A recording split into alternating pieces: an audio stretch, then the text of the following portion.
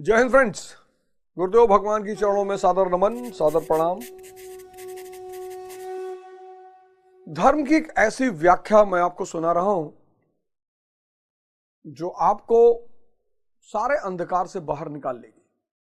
Actually हुआ क्या, ऐसा हुआ, ऐसी घटना क्यों घटी, आज धर्म को लेकर इतनी सारी दिक्कतें क्यों हैं। हमारा जो इतिहास है वो दो भागों में विभाजित है। एक है प्री मॉडर्न एज, आधुनिक युग से पूर्व, आधुनिक युग से पूर्व, और दूसरा है आधुनिक युग यानी मॉडर्न एज। ये जो आधुनिक युग से पूर्व की दुनिया थी, इसमें धर्म संविधान था, बड़ी भूमिका थी इसकी, शिक्षा, कानून सब इसके अधीन था, सब।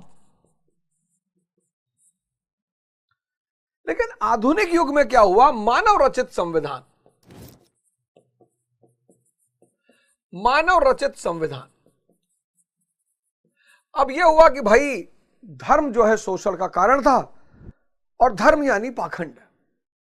यह बात काफी हद तक सही है कि धर्म में पाखंड का बड़ा स्थान है, यह बात काफी हद तक सही है। लेकिन इसका मतलब यह नहीं है कि धर्म का मतलब कुछ नहीं होता। तो जब मानव रचित संविधान आया, तो यह मानव रचित संविधान किस पे आया, मानवतावाद पर आधारित आया। मानवतावाद और तर्क बुद्धिवाद, रैशनलिज्म। यह बहुत बड़ी व्याख्या मैं आपको बता रहा हूं, आप इसको समझिए कि सारी गड़बड़ी हुई कहां। अब चूंकि आधुनिक युग से पूर्व धर्म संविधान था, सब कुछ धर्म के द्वारा संचालित होता था, इसलिए राजा के बाद पुरोहित का महत्व होता था।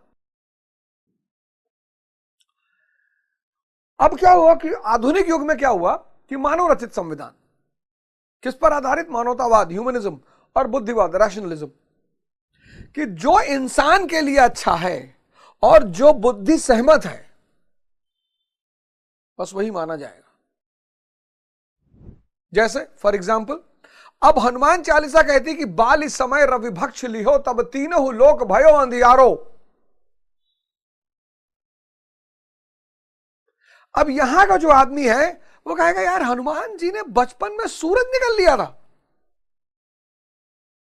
What rubbish, what shit. लेकिन धर्म रहस्यवाद है, मिस्टिसिज्म है। हर बच्चा बचपन में सूरज निकल लेता है। सूरज यानी चेतना, वो चेतना उसकी बुद्धि के पीछे चली आती है।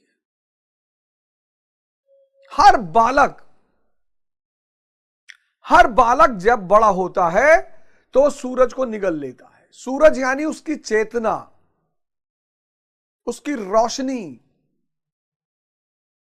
और उसीलिए उसके तीनों लोक में अंधेरा छा जाता है। शरीर के लोक पे, मन के लोक पे और चेतना के लोक पे। बाल समय रवि भक्ष लिहो, तब तीनों लोक भयो अंधियारो, और 23 और त्रास भई जग में, या संकट काहू से जात न टारो। देखो परेशान है लोग, रेंज रोवर वेल्लार पे चल रहे हैं, जिंदगी में शांति नहीं है। मर्सिडीज पे चल रहे हैं, जिंदगी में शांति नहीं है, खुशी नहीं है, आनंद नहीं है।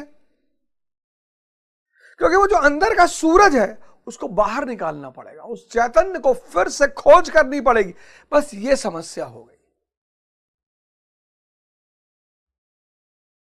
बस ये समस्या हो गई। धर्म की जो भाषा है वो रहस्यवाद की भाषा है। अब गणेश जी हैं, अब समझो इस बात को, ये जो तुमको भड़काया जा रहा है धर्म के खिलाफ, हनुमान जी इन्होंने बालपन में सूरज को निगल लिया। सूर्य यानी चेतना। हर बच्चा अपने बालपन में वो अपनी चेतना को निगल लेता है। उसकी चेतना बुद्धि के पर्दे के पीछे चली जाती है, इसीलिए उसके जीवन में अंधकार छा जाता है। अब गणेश जी, अब फिर ये जो बुद्धिवादी है ये फिर कहेंगे व्हाट रबिश, व्हाट रबिश, ये क्या बकवासबाजी मचा रखी है कि आधा सर मानव का और सर हाथी का, ये क्या जाहिल पने की बातें हैं। अब फिर मिस्टिसिज्म, अब रहस्य की बातें हैं। गण यानी इंद्रियां, सेंसेस, इंद्रियां, और ईश यानी भगवान। तो इंद्रियों का भगवान कौन? इंद्रियों का भगवान मन। तो जब भी हम कोई पूजा शुरुआत करेंगे, कोई अच्छा काम करेंगे, तो हम मन को सबसे पहले नमन करेंगे कि प्रभु विघ्न मत डालना। इसीलिए हमने गणेश जी को कहा विघ्न हर्ता।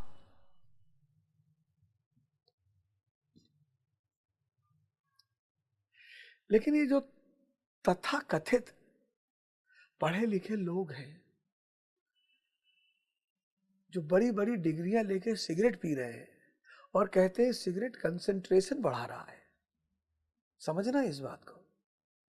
ये तथाकथित पढ़े लिखे लोग हैं, बड़े बड़े यूनिवर्सिटियों से, स्टैनफोर्ड, हार्वर्ड, टेक्सास, बड़े प्यार से बोलते हैं Texas. Oh, Walter, what's this in religion? Religion is a useless thing in the modern times. I don't believe in religion. Sir, you don't understand religion. Religion को बिलीव थोड़ी करना है, religion को जानना है। बहुत क्रांतिकारी चीज है रिलीजन। मुझसे भी बहुत ज्ञानी लोग मिलते हैं, बोलते हैं हम धर्म वरम नहीं मानते। मैंने कहा धर्म वरम को तो मैं भी नहीं मानता, लेकिन धर्म इतना बड़ा विज्ञान है। आओ हो जाए दो बहस, आओ बात कर लें। व्हाट बुलशिट, लो 2-3 अंग्रेजी का शब्द पकड़ लिए, बुलशिट, रबिश। अब देखो ये सब रहस्य की बातें, ये सब रहस्य फॉर्म में लिखी गई है, ये सब रहस्य के फॉर्म में लिखी गई। रावण कौन है? ये कौन है रावण जिसके 10 सर हैं? ये मन है, ये उसकी 10 इंद्रियां हैं। हर इंद्रियां सर के समान है, उनकी डिमांड है, वो देखती हैं, वो मांग करती हैं।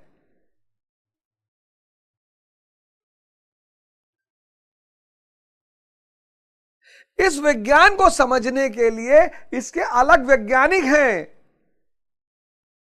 पुरोहित इसको रट लेता है, पुरोहित की भी भूमिका है, इसको बताने में पुरोहित की भूमिका है। जैसे नर्सरी के टीचर हैं, क्लास 6, 7, 8 के टीचर हैं, तो पुरोहित स्कूल का टीचर है, जरूरत है उसकी। वो पुरोहित क्या करता है? पीएचडी की तरह बात करने लगता है, वो वहीं फंस जाता है, वहीं वो अपना भी नाश करता है और समाज का भी नाश करता है। वो स्कूल का टीचर है।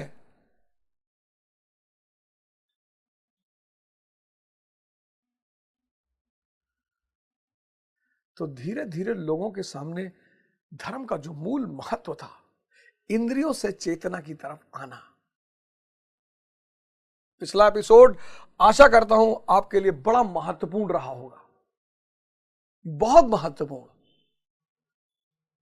इष्ट चिंतन बनाइए, कोई इष्ट जिससे कि विषय चिंतन से आप दूर जा सके, आपकी बुद्धि का विकास हो सके, विजडम पैदा हो जाए, विवेक पैदा हो जाए, और वो विवेक आपके जीवन की रोशनी को जला दे। आप स्वाद के लिए ना खाएं, आप स्वास्थ्य के लिए खाएं। आप भोग के लिए विवाह ना करें, आप भाव के लिए विवाह करें। आप शक्ति प्राप्त शोषण के लिए ना करें, सेवा के लिए करें। जिसके पास भोग होगा वो भोजन स्वाद के लिए नहीं, स्वास्थ्य के लिए करेगा। ये पिछली बार मैंने आपको बताया। जिसके पास विवेक होगा वो शक्ति किस लिए चाहेगा? सेवा करने के लिए, शोषण करने के लिए नहीं। जिसके पास विवेक होगा वो विवाह करेगा भाव के लिए, भोग के लिए नहीं। जिसके पास विवेक होगा वो शिक्षा लेगा ज्ञान के लिए, धन के लिए नहीं। धन तो ज्ञान का बाई प्रोडक्ट है। ये देखो, ये विवेक, विजडम। जिसके पास विवेक है उसके लिए भोजन किस लिए है? स्वास्थ्य के लिए। जिसके पास विवेक है उसके लिए शक्ति किस लिए है? सेवा के लिए। जिसके पास विवेक है उसके लिए पत्नी किस लिए है? भाव के लिए। जिसके पास विवेक है उसके लिए ज्ञान किस लिए है? शिक्षा किस लिए है? ज्ञान के लिए। और जिसके पास विवेक नहीं है उसके लिए भोजन क्या है? स्वाद है। उसके लिए शक्ति क्या है? शोषण। आईएएस बन जाएंगे, टोल को पैसा नहीं देना पड़ेगा। उसके लिए विवाह क्या है? भोग। उसके लिए ज्ञान क्या है? धन अर्जन करने का माध्यम, नौकरी।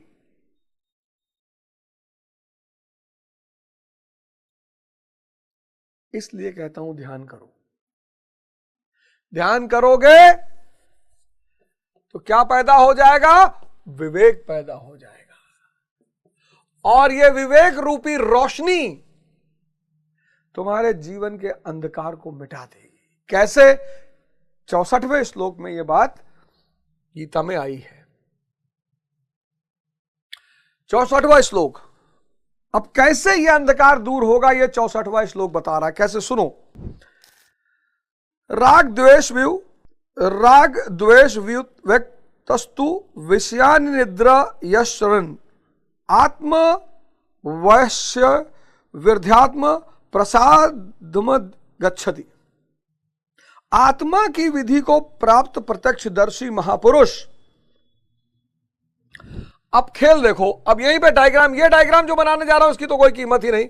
इसकी कीमत बता नहीं पाऊंगा मैं, और ना आप दे पाओगे, और किसी की क्षमता नहीं है। विषय चिंतन करने वाला और इष्ट चिंतन करने वाला, यानी संसारी और सन्यासी।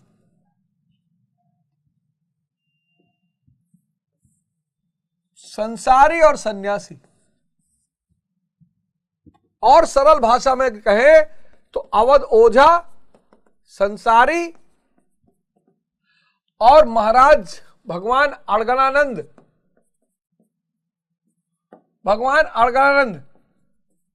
जी महाराज।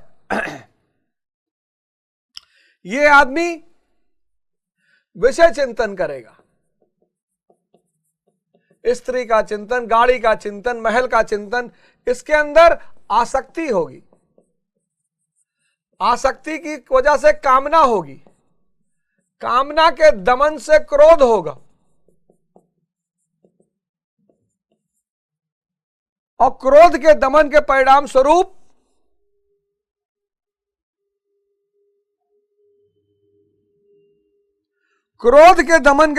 स्वरूप अविवेक, मूढ़ता।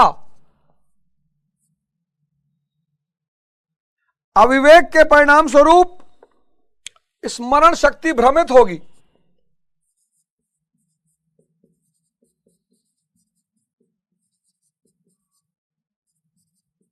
स्मरण शक्ति भ्रमित के परिणाम स्वरूप बुद्धि का नाश।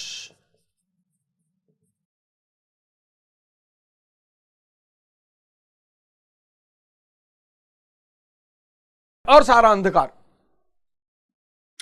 लेकिन भगवान जागृत है, महाराज अड़गड़ानंद जागृत है। तो अब इनका लक्षण क्या होगा? दोनों लक्षण समझाए। अब इनका लक्षण, आत्मा की विधि को प्राप्त प्रत्यक्षदर्शी महापुरुष राग द्वेष से रहित, राग द्वेष से रहित, राग द्वेष से रहित।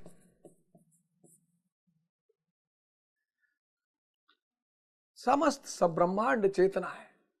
तो जब समस्त ब्रह्मांड चेतना है और मैं विलीन हो चुका है, यहां मैं है अवध ओझा, यहां मैं है ही नहीं। तो जब मैं है ही नहीं तो सारा ब्रह्मांड अपना है। तो जब सारा ब्रह्मांड अपना है तो किससे राग द्वेष? राग द्वेष यहां हो सकता, यहां नहीं हो सकता। मैं है ही नहीं। राग द्वेष का धुरी क्या है? मैं अवध ओझा। तो जहां मैं वहां तू, तो तू से तो राग द्वेष होगा ही। लेकिन जब भगवान अड़गड़ानंद को दिखाई पड़ रहा है कि सब चैतन्य है, सब एक ही चीज है, तो किससे राग द्वेष?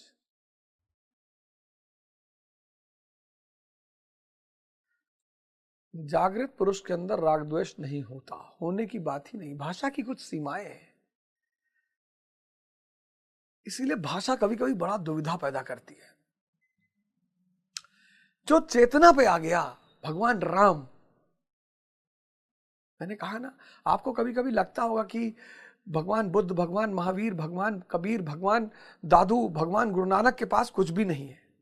ब्रह्मांड है पूरा।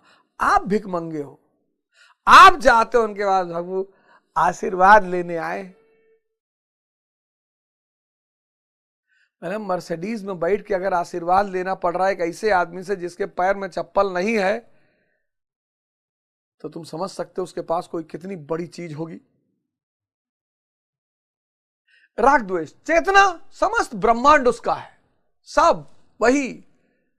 जहां देखता हूं वहां तू ही तू है, तेरी सी खुशबू या तेरी सी बू है, सब कुछ वही है, तो राग द्वेष नहीं होगा।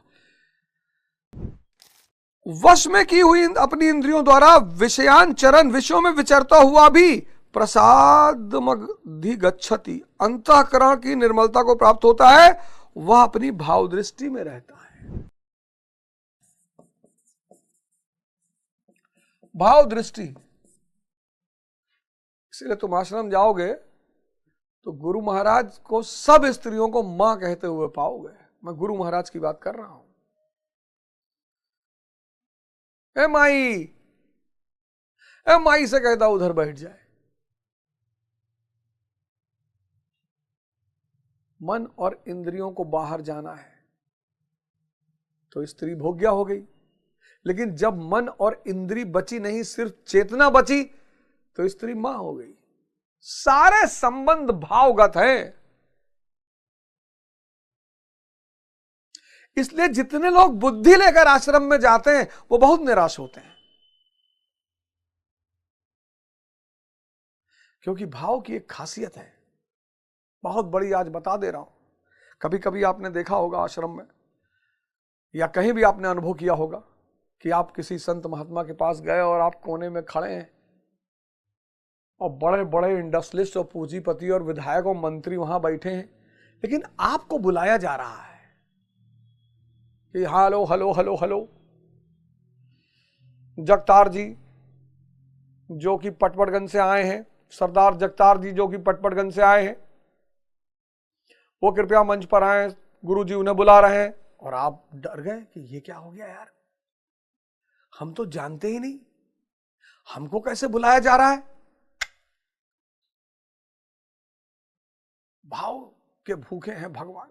भाव की इतनी ताकत है कि जिसमें उसको भाव दिखाई पड़ता हो तुरंत भाव भाव को जोड़ लेता है। भाव बुद्धि से जुड़ ही नहीं पाता। कुछ लोग 20-20 साल से आश्रम आ रहे हैं, 25-25 साल से आश्रम आ रहे हैं, 30-30 साल से आश्रम आ रहे हैं। तो भगवान ने गीता पढ़ाने की अनुमति हमें दी, गीता स्वामी नाम दिया। महाराज अड़गड़ानंद ने कहा गीता स्वामी।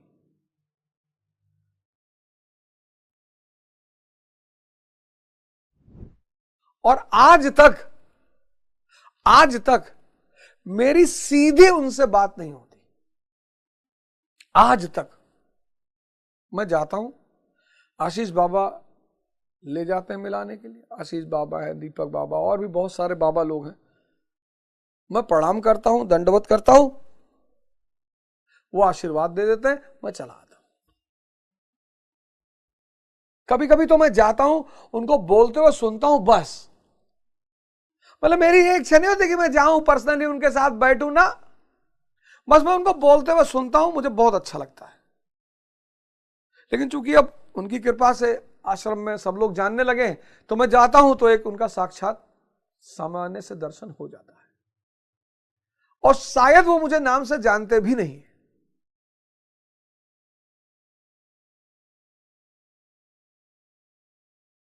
अब तो एक एज भी हो गई, एक उम्र भी हो गई, लेकिन भाव।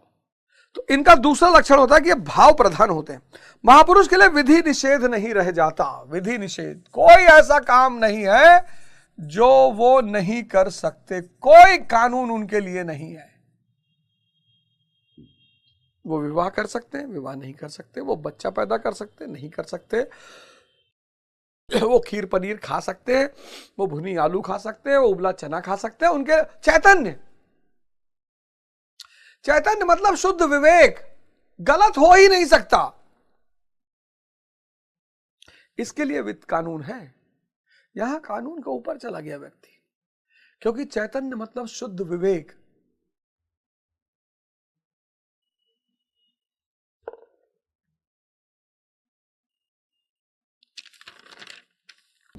भगवान के पूर्ण कृपा प्रसाद भगवत्ता से संयुक्त होने पर उसके संपूर्ण दुखों का अभाव हो जाता है। लो, सबसे बड़ा गुण, संपूर्ण दुख का अभाव, संपूर्ण दुख खत्म, संपूर्ण दुख खत्म। पता है क्यों? बड़ी राज की बात है ये, क्योंकि अब सुख की कामना नहीं है। दुख वही है जहां सुख की कामना है। मैं समझा चुका हूं सुख दुख का संबंध, और सुख दुख का संबंध इंद्रियों का खेल है। जो व्यक्ति चैतन्य हो गया, 24 घंटे आनंद स्वरूप है, वो इंद्रियों से सेवा ले रहा है। संपूर्ण दुख खत्म।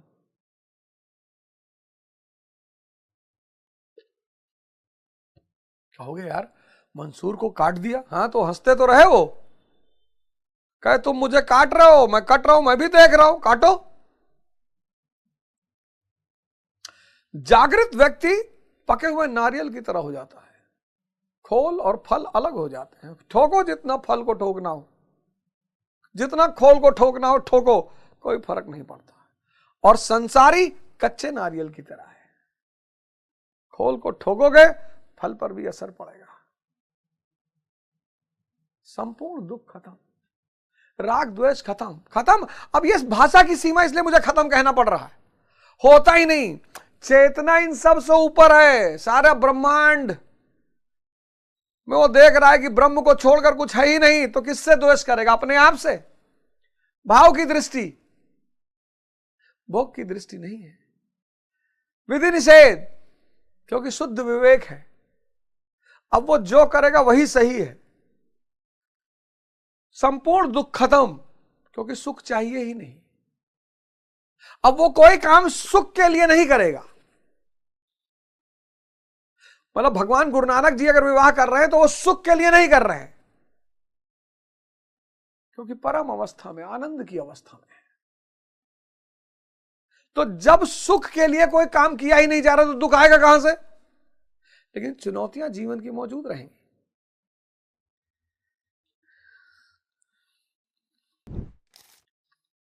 दुखालयम अशाश्वतम, संसार का अभाव हो जाता है और उस प्रसन्न चित्त वाले पुरुष की बुद्धि शीघ्र ही अच्छी प्रकार स्थिर हो जाती है। किंतु जो योग युक्त नहीं है उसकी दशा पर प्रकाश डालते हैं।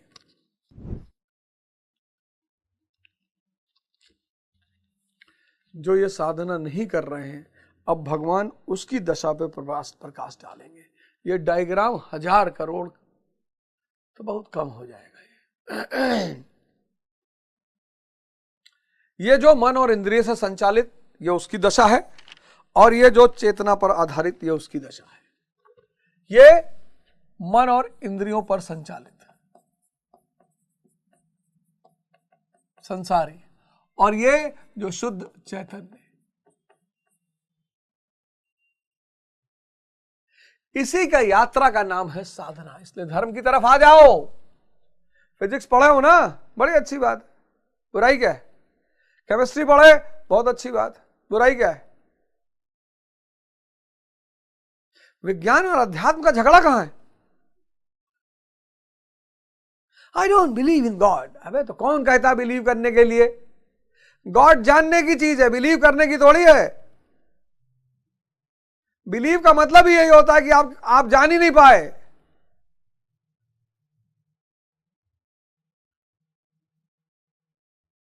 गॉड में बिलीव नहीं करना है,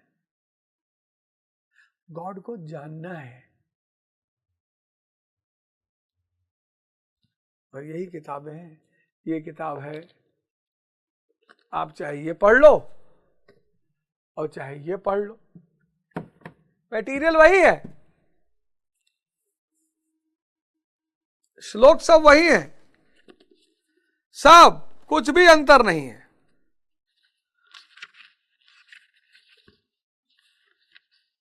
सब श्लोक वही है, वही क्रोधात् द्वाति सम्मोह 63वां श्लोक वही।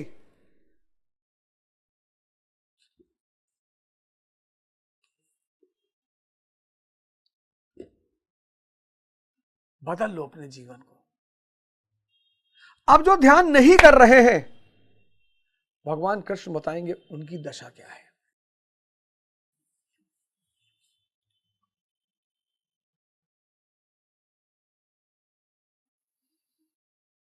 आज सब एक ऐसे संकट के दौर से गुजर रहे हैं। देखो भैया, मैंने जाना और मेरा जीवन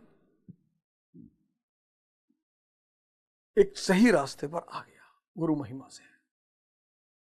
मैं चाहता हूं आप सबका जीवन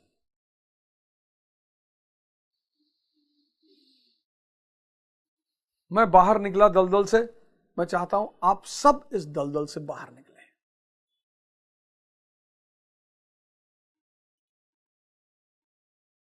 हम सब चाहें तो मिलकर इस अंधकार को दूर कर सकते हैं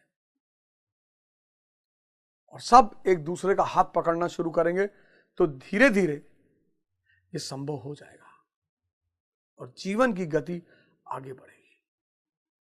भगवान आप सबका उद्धार करे, आप सब खुश रहें, आपके सबके जीवन में उन्नति हो और आप सब धर्म कर रास्ते पर चलें। जय हिंद, जय भारत।